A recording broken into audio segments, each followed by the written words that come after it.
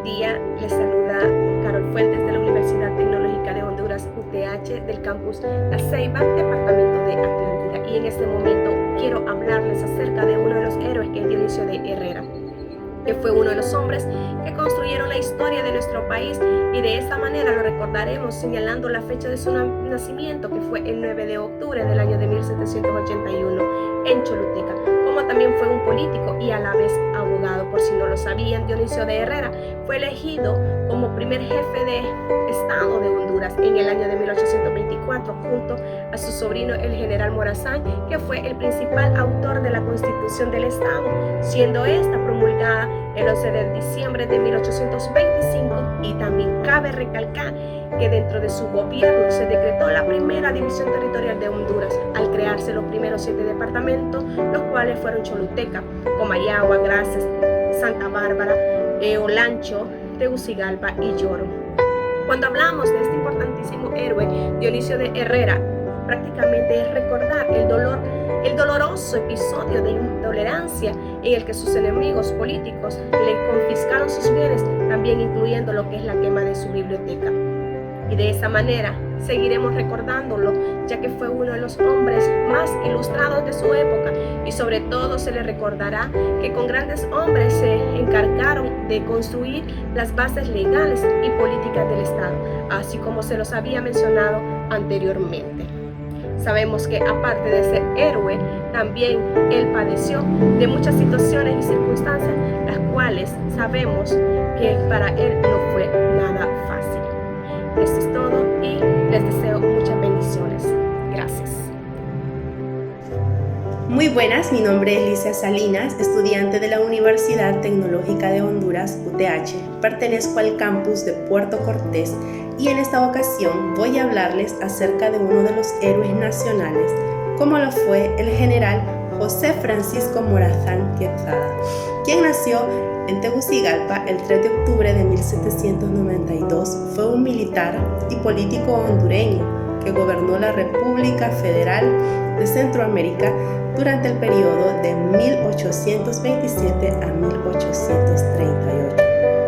El general Morazán aparece en la escena política y militar luego de su victoria en la legendaria Batalla de la Trinidad el 11 de noviembre de 1827. También se reconoce como un gran pensador y visionario que intentó transformar a Centroamérica en una nación grande y progresista.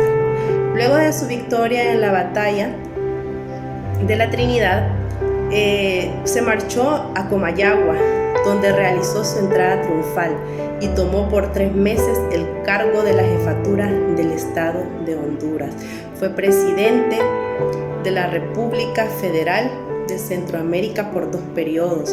Fue elegido presidente del Estado de El Salvador. Fue jefe supremo del Estado de Costa Rica. El general José Francisco Morazán Quezada fue condenado y fusilado en San José, Costa Rica, el 15 de septiembre de 1842. Muchas gracias por su atención. Hola, muy buenas, licenciado. Mi nombre es Fanny Elizabeth Baquedano Benítez. Soy del campus de Choluteca. El día de hoy hablaré de uno de los más grandes héroes nacionales, que es José Francisco Morazán Quezada. Nació el 3 de octubre de 1792 en Tegucigalpa. Días después de su nacimiento, Morazán fue bautizado en la iglesia de San Miguel Arcángel por el padre Juan Francisco Márquez. Su fecha de fallecimiento es el 15 de septiembre de 1842. La Capitanía General de Guatemala se independizó de España en 1821. Fue en ese entonces cuando Francisco Morazán empezó a tomar parte activa de la política. Trabajó en el ayuntamiento de Tegucigalpa, se desempeñó como secretario, defensor de oficios en casos judiciales en materia civil y criminal, entre otras. Esto le permitió a Morazán llegar a adquirir un gran conocimiento. su funcionamiento de la administración política de la provincia. Así también le permitió entrar en contacto cercano con los problemas de la sociedad colonial. José Cecilio Díaz del Valle fue un héroe nacional de Honduras. Nació en Choluteca un 22 de noviembre de 1777. Fue un filósofo político, abogado y periodista hondureño. Realizó sus estudios en la Universidad de San Carlos en Guatemala. Su poderosa inteligencia lo llevó a cristalizar enseñanza y ciencia. Escribió sobre matemáticas, filosofía, geografía, religión y derecho, entre otras.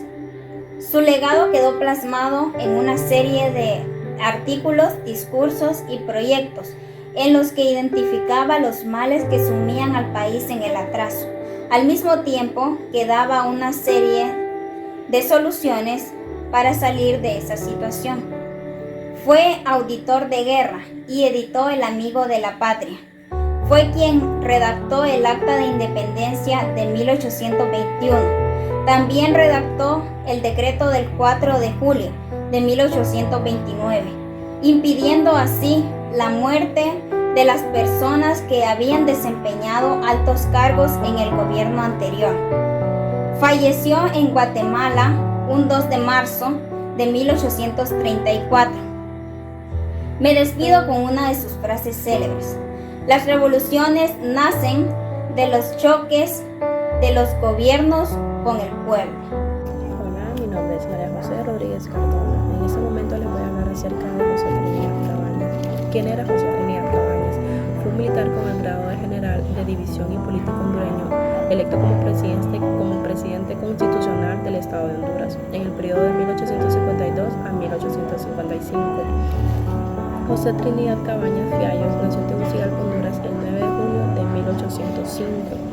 Durante su periodo como presidente, realizó importantes aportes para fomentar la institución pública, la agricultura, la minería, el incentivo del cultivo del café. Su legado fue impecable, ya que fue un hombre visionario, el primer impulsador del ferrocarril, defendió los derechos de la mujer desde una posición muy cercana. Luchó contra la pobreza y sus causas, ayudando a los pobres e insistiendo en su derecho a la educación, no solo en asuntos de la fe, sino también en asuntos más mundanos como la cultura y la ciencia. Tras su muerte se le otorga el título Soldado de la Patria.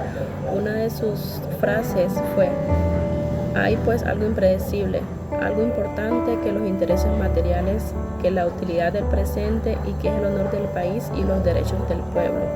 Gracias.